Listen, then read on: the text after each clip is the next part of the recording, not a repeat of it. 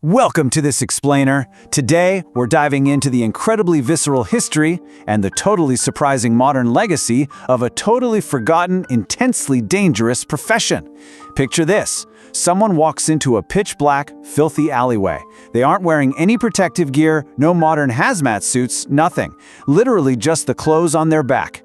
We're looking at the front line of humanity's war against one of history's absolute deadliest killers. And we're going to uncover how a job that's basically vanished from memory actually helped shape the modern world we live in today. Okay, so back to that dark alleyway scene. The stark reality of this work was literally no gloves, no mask, just bare hands. These workers were catching humanity's absolute deadliest pests with nothing but a wooden cage, maybe a specially trained dog, and yeah, their own literal fingers. And this wasn't some kind of terrible punishment or just an act of sheer desperation. It was actually a highly respected, paid profession. The men and women who did this were called rat catchers, and some historians actually argue that they saved millions of lives.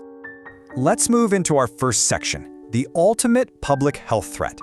To really grasp why on earth someone would willingly grab a rat barehanded, we've got to understand what rats actually represented back then.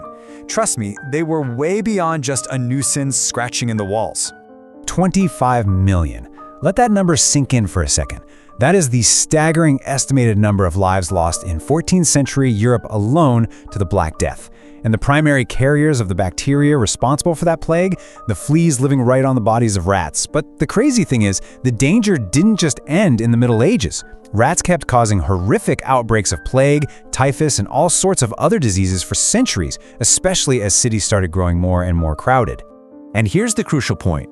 Before refrigeration, a single rat infestation wasn't just a massive health hazard, it was a total economic catastrophe. Rats absolutely destroyed unsealed winter grain supplies. Think about it. In an era where you literally had to store what you grew just to survive the winter, a few rats getting into the cellar could trigger mass starvation for an entire family. So cities desperately needed a way to control these populations, and that sheer desperate need created an entire industry. Which brings us to Section 2. Meet the rat catchers. By the time we hit the Victorian era, rapid urbanization had packed millions of people, and consequently millions of rats, into horribly overcrowded and filthy cities. It was basically the perfect storm. Now listen to this incredibly bizarre title, Rat Catcher to Her Majesty Queen Victoria. While most catchers came from super poor working-class backgrounds, the job itself carried this really unusual level of respect. The most famous catcher in British history, a guy named Jack Black, was actually given this exact royal appointment. I mean, he didn't hide in the shadows. He literally walked around wearing a royal scarlet coat and a rat-embroidered cap. He was an absolute local celebrity, completely famous for his skill and his showmanship. So how do you actually do this job? Let's break down their real-world arsenal. First off, they use small, super fast, specially trained terrier dogs that could just tear through and kill dozens of rats in minutes. Out in rural areas, Step 2 came into play. They'd send ferrets down into the burrows to flush the rats out into waiting nets. Step 3 is the one that's truly nerve-wracking, the bare-handed grabbing. For tight spaces where the dogs just couldn't fit, these catchers would literally just reach in and grab the biting rodents right with their hands. And finally, Step 4. They used wooden box traps baited with food for more large-scale passive collection inside warehouses. Just imagine the working environment here. Because rats are naturally nocturnal, this was heavily night shift work. They were navigating sewers, cellars, and narrow alleyways in near total darkness. These workers were stumbling through absolute filth, clearing infested buildings of dozens, sometimes literally hundreds of rats in a single night. It was incredibly physically demanding, terrifyingly dark, but honestly, highly effective. All right, Section 3, a very bizarre side hustle. Now, you'd probably think the story just ends with them exterminating the pests and going home, right? Well, actually, not quite. There's this incredibly wild irony to their lives. Their primary job was obviously eradicating rats to prevent disease and protect the food supply. But their side hustle? Breeding and selling live rats. Yeah, the exact people hired to wipe out the plague carriers were actively keeping some of them alive for pure profit. It's totally wild. Let's look at exactly what fueled that side hustle. It was driven by a practice called rat baiting, which was a massively popular Victorian blood sport. Basically, live rats were released into a pit, and specially trained dogs would compete to see how many they could kill in the shortest amount of time, all while spectators placed really heavy bets. The rat catchers realized pretty quickly that they could sell their live, captured rats directly to these pubs and gambling dens to make some serious cash on the side. But guys, it gets even weirder. Famous catchers like Jack Black didn't just sell to gambling pits. They actively started breeding rats with rare color variations like white and albino rats. They took these creatures straight from the filthy sewers up into high society, selling them as actual pets to wealthy Victorian families. Jack Black essentially invented the entire concept of the pet rat. How crazy is that? Let's move to Section 4, Dangers of the Job. Let's step back from the celebrity status and the lucrative side hustles for a second and just look at the brutal reality of their primary work. Because at its core, this was absolutely not a glamorous life. Just think about the immense physical risk they were taking on.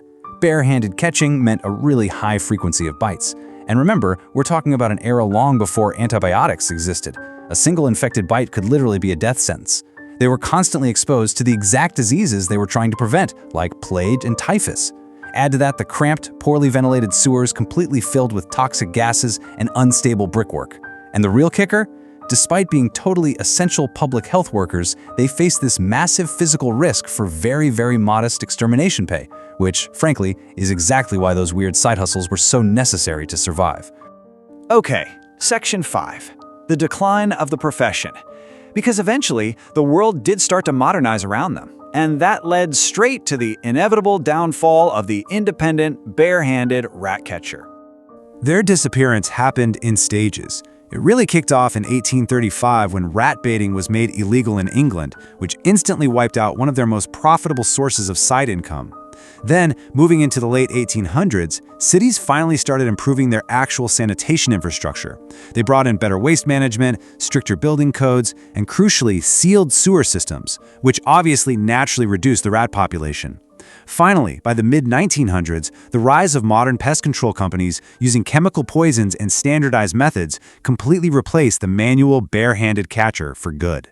Which brings us to our final section, a forgotten but lasting legacy.